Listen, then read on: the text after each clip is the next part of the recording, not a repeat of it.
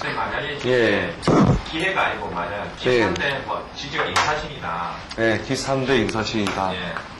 무신 못하고 예. 인사신은 이제 훨씬 활발하게 써먹게 되죠.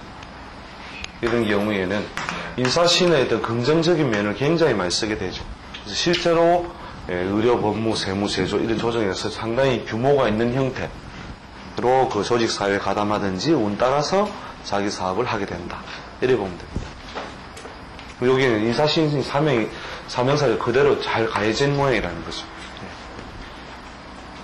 성이 있으면 교통사고를 잘 당하게 됩니다. 그러니까 부정적으로 표현할 때는 이제 부정적으로 자기가 운을 썼을 때는 결국은 자기가 오히려 수술의 인자의 수술대 위에 자기 몸이 들어가는 거죠. 그죠? 자기 몸이 들어가면서 결국 살아가면서 무엇을 통하면서 수술이라든지 아무튼 좀 깎아내고 붙이는 어떤 그런 그 의료적인 어떤 것을 가해서 수명을 어떻게 한다고 해요? 느린다는. 선생님, 그거를 부정과 긍정의 구별을 어떻게? 그게 좀 운의 흐름이죠, 결국은. 운의 흐름에서. 예를 들어서 인사신 사명이 있을 때, 저럴 때 어떨 때 수술사가 많이 발생합니다. 자, 수술사는 뭐냐면 결국은 자, 육신적으로 보세요. 이 팔자는 예를 들어 관성을 쓰고 있죠, 그죠? 관성을 쓰고 있다는 것은 이 관이 어떤 관이다? 사명관이다, 사명관. 사명관을 쓰니까 이 사명에 관련된 조직 사회 중심으로 기본적으로 활동을 구하게 되는 것이죠, 그죠? 그 다음에 이 관이 거듭하여 형을 당할 때, 관이 거듭하여 충이나 형을 당할 때 어떻게 한다고 해요? 조직 사회의 속성이나 또 조직 사회를 바꿀 일이 생기겠죠?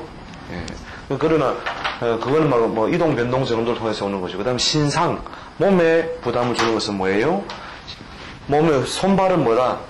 육신으로 식상에 무엇이 가해질 때, 인이 가해질 때, 그죠?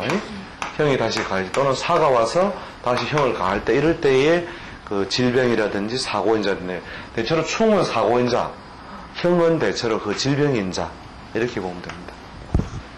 저는 지금 만약 여자한테 좀 머리 아프지? 여자 팔자하면 좀 그렇죠. 머리 아프죠.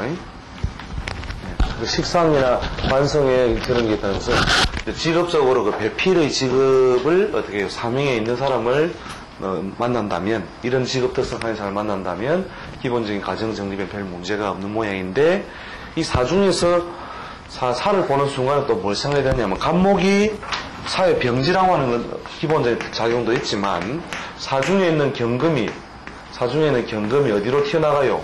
요리 튀어나가죠. 요로 튀어나가서 뭘 건드려요? 인신충의 작용이 이렇게 되죠. 그죠? 그래서 안방에서 배필 유정이다, 무정이다. 무정이다, 이 말이죠. 팔자에.